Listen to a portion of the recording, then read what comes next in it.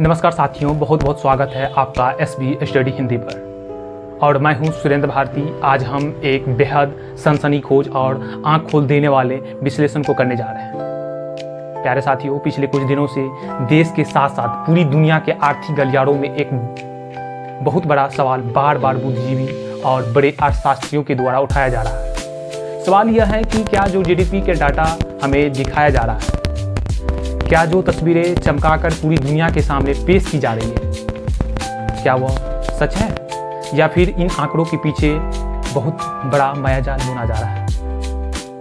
प्यारे साथियों, जब आप सुबह उठते हैं, अखबार खोलते हैं, हेडलाइंस देखते हैं कि भारत दुनिया की सबसे बड़ी अर्थव्यवस्थाओं में शामिल हो गया। बहुत जल्द हम जर्मनी और जापान को पीछे छोड़कर तीसरे नंबर पर आने वाले हैं।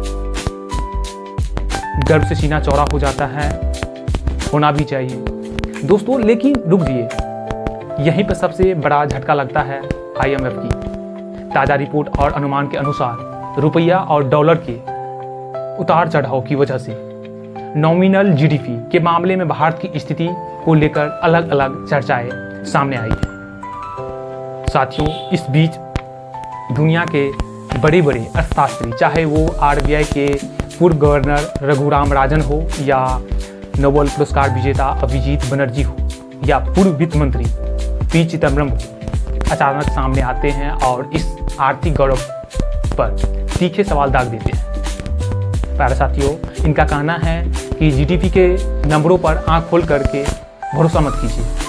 आखिर अभिजीत बनर्जी का कहना है कि भारत में इन्फॉर्म्ड सेक्टर यानी अनौपचारिक क्षेत्र का डेटा हर साल सटीक रूप से नहीं मापा जाता है, जबकि भारत की लगभग 80 से 85% वर्कफोर्स इसी क्षेत्र के अंतर्गत आते हैं, जैसे कि रेहड़ी पटरी वाले, छोटे दुकानदार, दिन दहाड़ी मजदूर और छोटे कारोबारी। प्यारे साथियों, अब यहीं पर एंट्री होता है रघुराम राजन सर की। इनका कहना है कि GST और आर्थिक बदलाव के बाद अनौपचारिक क्षेत्र को काफ़ी नुकसान पहुंचा है, लेकिन GDP में दिखाई देने वाला वृद्धि मुख्य रूप से संगठित क्षेत्र और कारपोरेट क्षेत्र की वृद्धि को दर्शाता है। यानी ऊपर का भारत तो चमक रहा है और नीचे का भारत तेजी से आगे नहीं बढ़ पा रहा। P चिदम्बरम जी ने भी चेतावनी देते हुए कहा है कि भारत के सामने 3 बड़े राक्षस खड़ा है: भयानक गरीबी, भयानक बेरोजगारी, कमरतोड़ महंगाई और मध्यम वर्ग की स्थिर आय। अभिजीत बनर्जी भी कहते हैं कि मध्यम वर्ग की आय में पिछले कुछ वर्षों में उतनी वृद्धि नहीं हुई जितना महंगाई के हिसाब से होना चाहिए था। अब आप सोच रहे होंगे कि अगर इतने बड़े लोग ऐसा कह रहे हैं तो क्या भारत सरकार चुप बैठी है? बिल्कुल नहीं। भारत सरकार के मुख्य आर्थिक सलाहकार B अनंत नागेश्वर ने इन आलोचनाओं का करारा जवाब दिया है। उनका कहना है कि जो लोग भारत की विकास दर और उसके डाटा पर सवाल उठा रहे हैं वो जमीनी हकीकत से कटे हुए हैं। प्यारे साथियों, सरकार का तर्क है कि अगर अर्थव्यवस्था नहीं बढ़ रहा है तो GST कलेक्शन कैसे हो रहा है?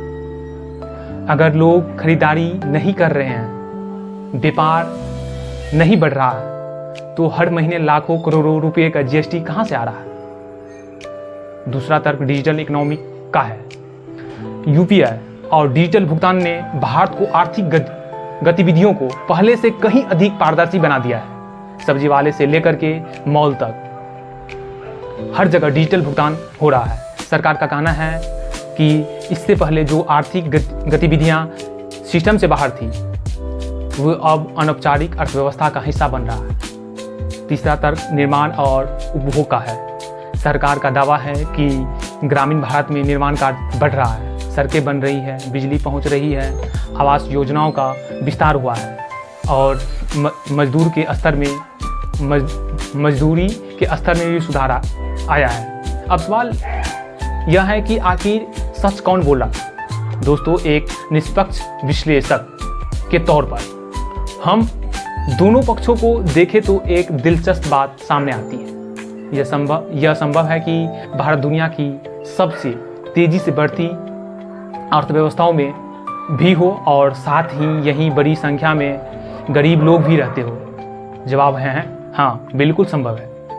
प्यारे साथियों, भारत की कुल नॉमिनल जीडीपी लगभग 4.15 ट्रिलियन डॉलर के आसपास है। इसी विशाल आकार की वजह से भारत दुनिया की सबसे बड़ी अर्थव्यवस्था में गिना जाता है।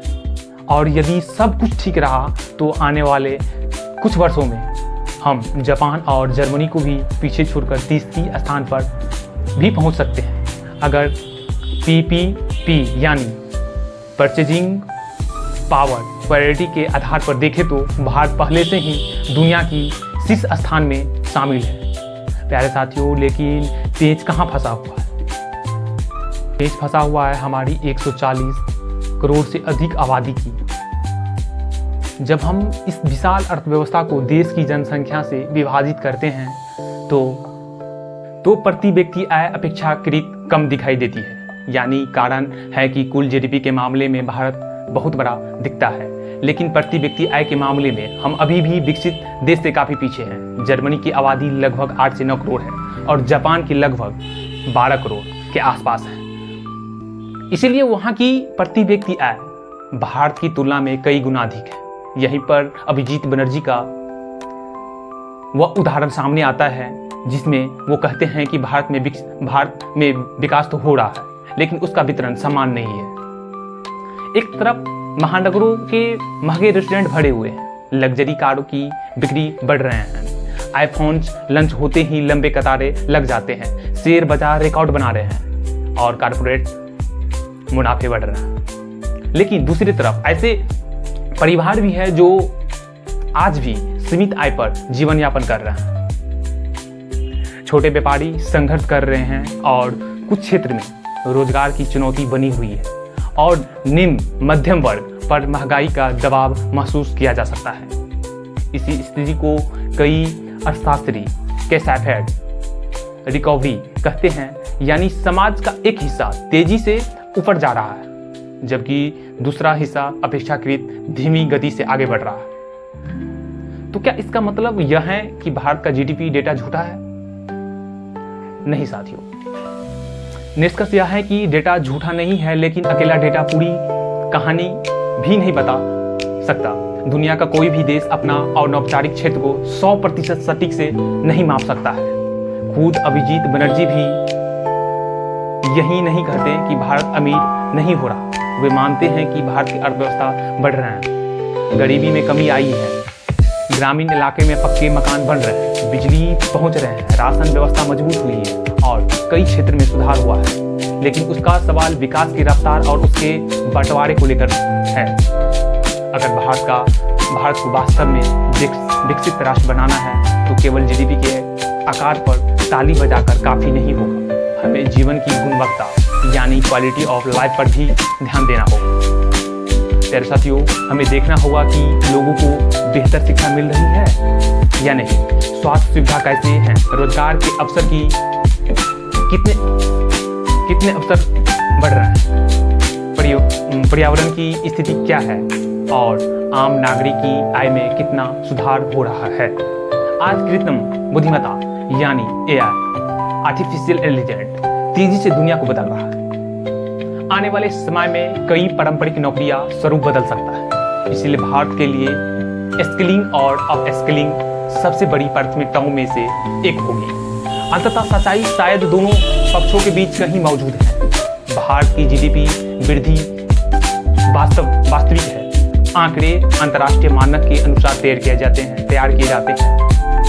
अर्थव्यवस्था बढ़ रही है, लेकिन असमानता, रोजगार, वेतन वृद्धि और विकास के समान वितरण जैसे प्रश्न आज भी पूरी तरह हल नहीं हुए। तो दोस्तों, इस पूरे विश्लेषण के बाद आपका क्या मानना है? क्या आपका जीडीपी इसकी ग्रोथ को आने वाले जीवन में महसूस कर सकते हैं? क्या आपको लगता है कि विकास का लाभ समाज के हर वर्ग तक समान रूप से पहुंच रहा है? अपनी राय और अपना विचार कमेंट बॉक्स में जरूर शेयर कीजिएगा। अगर वीडियो पसंद आया हो तो लाइक जरूर कीजिएगा और चैनल को सब्सक्राइब जरूर कीजिएगा और इस चर्चा को ज़्यादा से ज़्यादा लोगों तक पहुंचाने के लिए शेयर जरूर कीजिएगा। धन्यवाद। जय हिंद, जय भारत। हिंदी में नई टिप्पणी से संबंधित प्रोग्राम को देखने के लिए सब्सक्राइब करें एसबी स्टडी हिंदी।